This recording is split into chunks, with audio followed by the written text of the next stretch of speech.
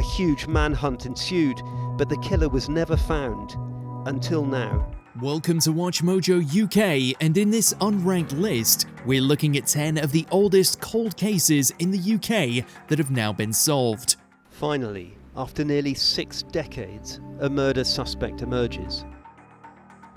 Andrea Bernard. The details of this chilling crime finally came out in 2022. A man named Desmond Bernard confessed to the police that he'd been keeping the secret of how his sister had really died for 50 years. Desmond had only been 8 at the time, his sister Andrea was just 5, and they lived under the tyranny of their stepmother, Janice Nix. Andrea had died of severe burns after being placed in a scalding hot bath by Nix, who'd also ordered Desmond to lie about it. The case was in the courts for over 3 years, but eventually, thanks to Desmond's testimony about the abuse he and his sister suffered at Nix's hands, she was convicted of manslaughter. It took almost half a century for the truth to be revealed, with the CPS thanking Desmond for his bravery in finally coming forward. Janet Commins. In 1976, 15-year-old Janet Commins was attacked and killed in Flint, Wales, her body left to be found 4 days later. The Commins family lived in a bungalow in King Edward's Drive near the town centre. Eileen and Ted had only one child, Janet.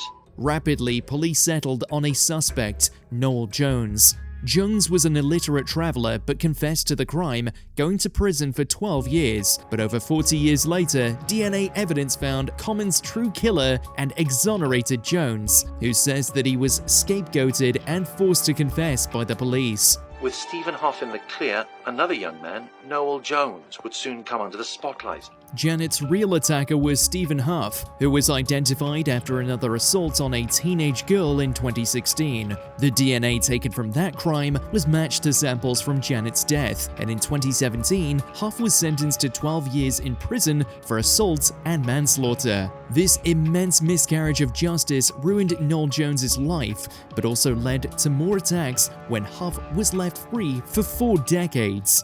Huff had been in the year above Janet at high school, but he was never seriously considered a suspect. Millie Dowler. This high-profile crime was rarely out of the news cycle in 2002, when Dowler went missing. Millie Dowler was kidnapped in 2002 while on her way from school to her home in Walton-on-Thames in Surrey. Her remains weren't found for months, but her killer walked free for far longer. Despite an extensive police investigation at the time, it wasn't until 2008 that a man named Levi Belfield was linked to Dowler's murder. And it would be another 3 years until he was brought to justice. Arrogant and manipulative. In police interviews, Levi Belfield always refused to admit his crimes.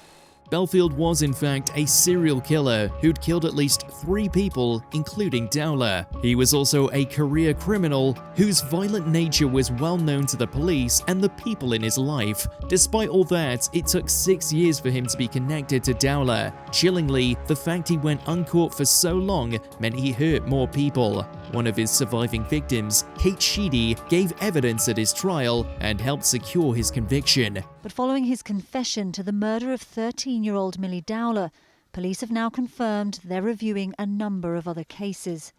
Una Crown. This horrific crime was committed in Cambridgeshire in 2013 when 86-year-old widow Una Crown was murdered by home invaders. She was burgled and then killed in a knife attack, with the culprits trying to burn down her bungalow to cover it up. You're here because you've been arrested on suspicion of murder of Una Crown. The fire didn't catch, but despite all this evidence, the investigation was seriously botched by the police. The first officers on the scene thought that Crown had set herself on fire by mistake. It wasn't until the post-mortem came in that they realized it was a murder. Many more mistakes were made, which eventually led to the culprit going uncaught despite numerous Crime Watch appeals. Finally, 10 years on, What we really want to know, David, when was the last time that you saw Una? And when was the last time you was in her bungalow? No comment. local man David Newton was connected to the murder through DNA evidence. There was even an eyewitness putting Newton near the scene at the time. He was convicted in 2025. Jennifer Keeley. She was just 35 when she was found dead in Eastbourne in 2005, stabbed 16 times and brutally burned. Operation Kitty Wake is the tragic murder of Jennifer Keeley on January the 22nd, 2005.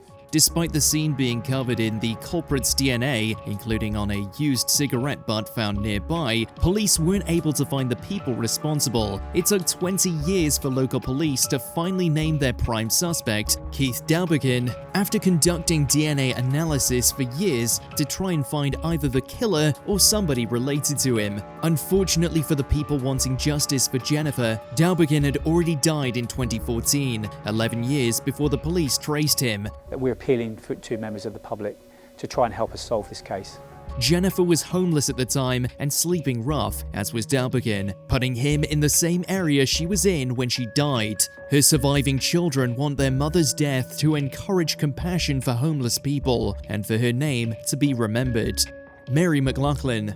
For 35 years, Mary McLachlan's killer walked free. McLaughlin was strangled in Glasgow in 1984, but her murderer wasn't brought to justice until 2021, following yet another DNA breakthrough with a decades-old cigarette butt. The killer, Graham McGill, evaded attention at the time because he was already serving a prison sentence for sex offenses, killing McLaughlin during a period of temporary release. He was back in his cell the day after the crime, but was free for good within weeks. Harrowingly, one of Mary's children, her daughter Gina, spent many of those years thinking the killer may have been a member of the family. This wasn't the case, thankfully. Other children and witnesses recounted that Mary seemed afraid in the lead-up to her death and was being followed. McGill denied the charges, but was found guilty and sentenced to at least 14 years in prison.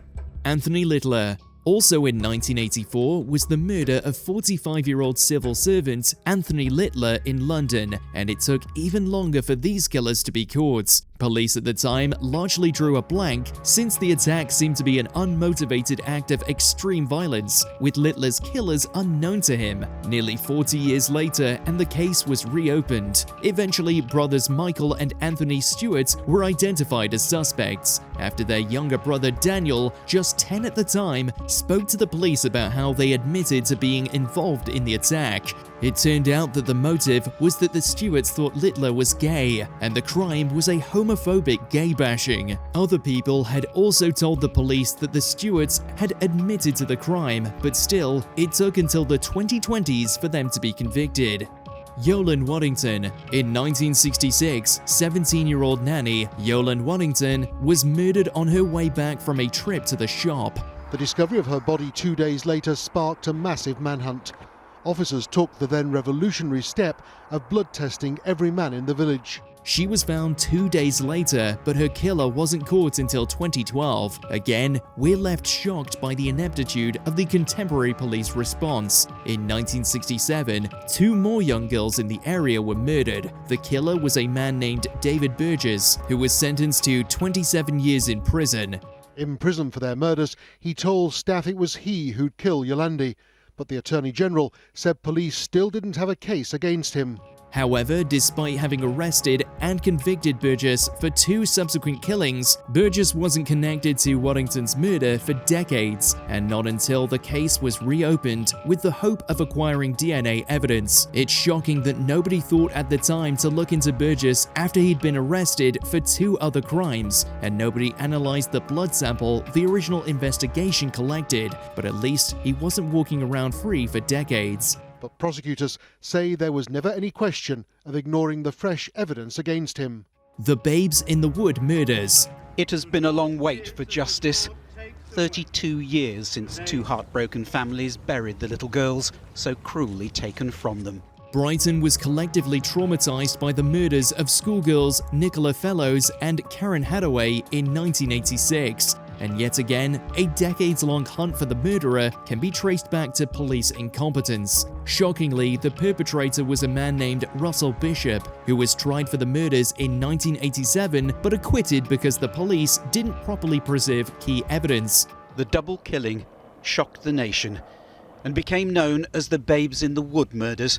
Sussex police continued to investigate, hoping to find the girl's real killer, but Bishop really was responsible. He committed more crimes in 1990, but despite authorities still believing he was guilty, it wasn't until law around double jeopardy changed in the 2000s that a new case was able to be built. In 1987, Russell Bishop, then 20, first stood trial for the girl's murder. DNA evidence was finally gathered, deemed substantial enough that Bishop could be tried again in 2018. This time he was found guilty and died 4 years later.